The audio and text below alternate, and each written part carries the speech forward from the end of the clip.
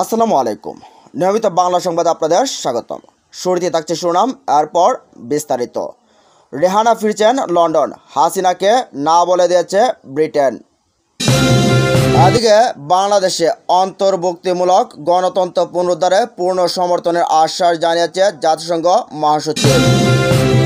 আরও থাকছে, যে সমঝোতায় এখনও ভারতে রয়েছেন শেখ হাসিনা। এবং সবশেষ জানিয়ে দেব, ক্ষমতার পরিবর্তন মানের রাষ্ট্র এবং রাজনীতির গুণগত পরিবর্তন, বলছেন তারেক রহমান। এতক্ষণ শুনছেন সংবাদ শিরোনাম, এরপর থাকছে বিস্তারিত। রেহানা ফিরছেন লন্ডন, হাসিনাকে না অস্বস্তিতে টিউলিপ। ব্রিটেনে কমপক্ষে 70,000 বাংলাদেশির বাস। তাদের অধিকাংশই হাসিনা বিরোধী, অনেকে আবার হাসিনার প্রতিপক্ষ খালেদা জিয়ার সমর্থক। দেশ ছেড়ে পালানোর পর আপাতত ভারতে রয়েছেন বাংলাদেশের প্রাক্তন প্রধানমন্ত্রী শেখ হাসিনা। শোনা যাচ্ছিল ভবিষ্যতে ভারত থেকে ব্রিটেনে পাড়ি দেবেন তিনি। বোন রেহানার বাড়ি রয়েছে লন্ডনে, ভবিষ্যতে সেখানে পাকাপাকিভাবে থাকবেন, কিন্তু ব্রিটেনের আশ্রয় দিতে রাজি নয়। এদেশের রাজনৈতিক মহলের একাংশ বাংলাদেশি বংশোদ্ভূতের লেবার এমপি রূপা হক স্পষ্টই জানিয়ে দিয়েছেন, ব্রিটেনের সরকারের উচিত নয় হাসিনাকে আশ্রয় দেয়া। বিদেশমন্ত্রী ডেভিড ল্যামের মুখেও একই সুর। সম্প্রতি একটি ব্রিটিশ সংবাদ সংস্থাকে দেয়া সাক্ষাৎকারে রূপা হকের মন্তব্য উত্তেজনা ছড়িয়েছে। তার সতীর্থ আরেক Bangladeshi labour MP tulip Siddique সম্পর্কে হাসিনার বোন রেহানার কন্যা খালাকে নিয়ে এ হেন মন্তব্য অসন্তুষ্ট টিউলিপ। বাংলাদেশ ছেড়ে পালানোর সময় হাসিনার সঙ্গে ছিলেন তার বোন শেখ রেহানা। দুজন একই সঙ্গে এখনও রয়েছেন ভারতে। রেহানা সম্ভবত শীঘ্রই তার লন্ডনের বাড়িতে ফিরবেন, কিন্তু শোনা যাচ্ছে হাসিনাকে অনুমতি দেবে না কেয়ার স্টারমারের সরকার। সূত্র খবর, ব্রিটেনে আশ্রয় চেয়ে আবেদন জানিয়েছেন হাসিনা, কিন্তু বিদেশ দপ্তর থেকে এখনও পর্যন্ত কোনো উত্তর দেয়নি। ব্রিটেন শাসক দল লেবার পার্টির হাসিনাকে আশ্রয় দিতে চায় না। তাদের বক্তব্য, হাসিনাকে আশ্রয় দিলে দেশে উত্তেজনা বাড়বে। ব্রিটেনে কমপক্ষে 70,000 বাংলাদেশির বাস, তাদের অধিকাংশই হাসিনা বিরোধী। খালেদা জিয়ার ছেলে তারেক রহমান দেশ ছেড়ে ব্রিটেনের নির্বাসনে রয়েছেন। হাসিনার পদত্যাগের দিন রীতিমতো উৎসব হয়েছে লন্ডনের ইস্ট এন্ড এর ব্রিক লেনে। টাওয়ার হ্যামলেটের পাশাপাশি অঞ্চলেও মানুষ হাসিনা মুক্ত স্বাধীন দেশ উদযাপন করেছেন। এ অবস্থায় ব্রিটিশ সরকার চায় না হাসিনাকে দেশে এনে জনমানুষে ক্ষোভ বাড়াতে। রূপা সাক্ষাৎকারে জানিয়েছেন, তার ফোনের ইনবক্স সবসময় বাংলাদেশিদের মেসেজে ভরে রয়েছে। সকলেই দেশের পরিস্থিতি নিয়ে উদ্বিগ্ন। হাসিনার পদত্যাগের দিন রূপা নিজের এক্স হ্যান্ডেলে লিখেছেন, ওরা চলে গেছে যারা সমালোচনা গ্রহণ করতে পারে না, যারা নির্বাচন করতে দেয় না, টেলিযোগাযোগ ও ইন্টারনেট সংযোগ বিচ্ছিন্ন করে দেয়, এমন স্বৈরাচারী শাসক চলে গেছে। ভারতে লুকিয়ে রয়েছে, এই আতঙ্কের এক না একতন্ত শেষ হয়েছে। আমি খুব খুশি। শুধু রূপা হক নন, বিদেশি ডেভিড ল্যামেও হাসিনার বিরুদ্ধে সরব হয়েছিলেন।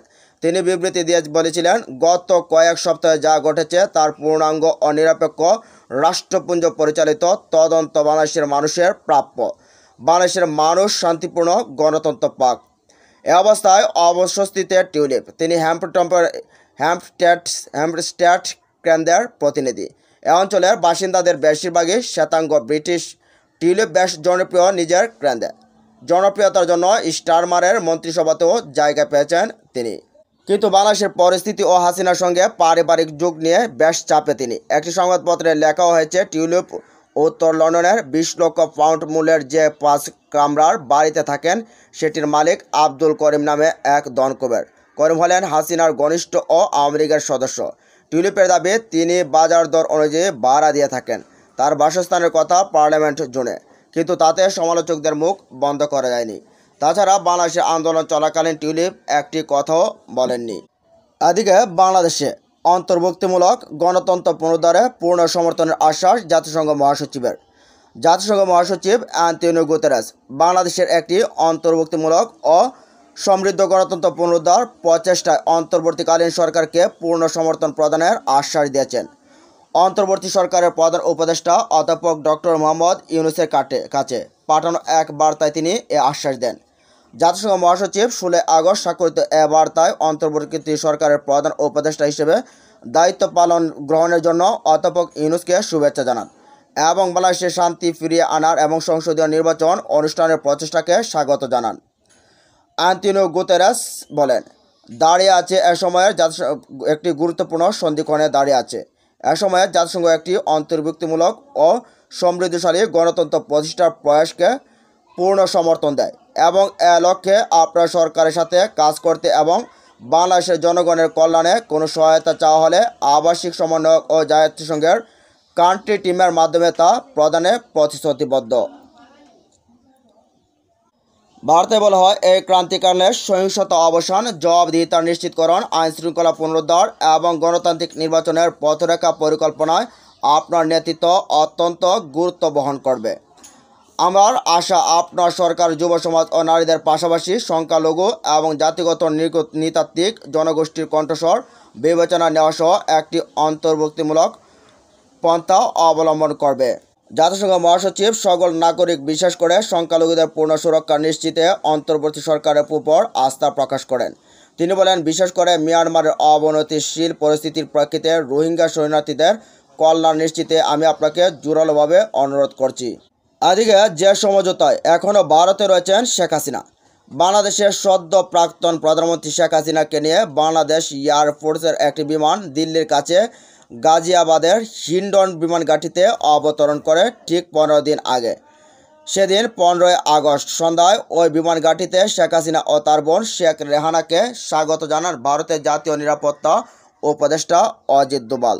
তারপর দিন ভারতের পররাষ্ট্রমন্ত্রী এস জয়শঙ্কর দেশের পার্লামেন্টে জানান, ভারত সরকারের কাছে শেখ হাসিনা সাময়িকভাবে এদেশে আসার অনুমোদন চেয়েছিলেন এবং তা মঞ্জুর হওয়ার পরে তিনি ভারতের মাটিতে পা রেখেছেন। সে থেকে শেখ হাসিনা এখনও পর্যন্ত ভারতে রয়েছেন এবং যতদূর জানা যাচ্ছে দিল্লির উপকণ্ঠে একটি বেসামরিক বাহিনীর অতিথি নিবাস বা সেফ হাউজেই দুই বোনকে একই সঙ্গে রাখা হয়েছে। তবে এই মুহূর্তে তাদের ঠিকানা কি সেটা সরকারিভাবে কখনো প্রকাশ করা হয়নি। শেখ হাসিনা ঠিক কোন ইমিগ্রেশন স্ট্যাটাসে ভারতে রয়েছেন সে ব্যাপারেও এখনও পর্যন্ত ভারত সরকার সম্পূর্ণ নীরব রয়েছেন। অর্থাৎ তিনি কোনো বিশেষ উপায় ভারতে অবস্থান করছেন কিনা তা রাজনৈতিক আশ্রয় পলিটিক্যাল অ্যাসাইলাম দেওয়া হয়েছে, এ ব্যাপারে আনুষ্ঠানিকভাবে ভারত সরকার আজ পর্যন্ত একটি শব্দ খরচ করেনি। এ কারণেই প্রশ্ন উঠছে, ভারতের এই মুহূর্তে তার অবস্থানের ইমিগ্রেশন অভিবাসনগত বৈধতাটা কি ঠিক এবং সে স্ট্যাটাস কতদিন পর্যন্ত বৈধ থাকতে পারে।